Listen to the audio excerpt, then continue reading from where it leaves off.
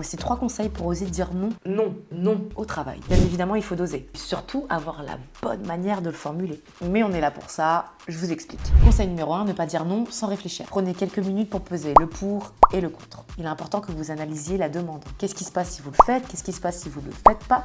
Pour vous, pour votre équipe, pour votre boîte. Conseil numéro 2, justifiez votre refus avec des faits. Vous devez être capable de donner les raisons et les arguments qui vous poussent à dire non. Il ne s'agit pas simplement de dire non, je peux pas, non, j'ai pas le temps. Si par exemple on vous demande une tâche de dernière minute et que vous ne pouvez pas l'absorber, ce que vous pouvez faire, c'est de lister toutes vos tâches actuelles et leurs délais et demander à votre supérieur, ok, si c'est une demande de dernière minute, qu'est-ce qui est prioritaire? Ce qui clairement ne peut pas vous porter préjudice. Conseil numéro 3, proposez des alternatives. Vous ne pouvez pas accepter, mais vous apportez des solutions. Vous pouvez aussi proposer un délai supplémentaire ou alors suggérer un collaborateur qui serait tout autant expérimenté sur la mission demandée. Vous l'aurez compris, dire non ne fait pas de vous quelqu'un de fainéant, quelqu'un de mauvais, mais au contraire, c'est avant tout une marque de confiance en soi. Ce serait même essentiel pour notre équilibre au travail. Oui, dire non, ce n'est pas facile. Mais pourquoi cette peur? C'est souvent la peur de l'autorité, la peur de décevoir, la peur de ne pas être aimé, et j'en passe. D'ailleurs, dites-nous en commentaire, est-ce que vous osez dire non?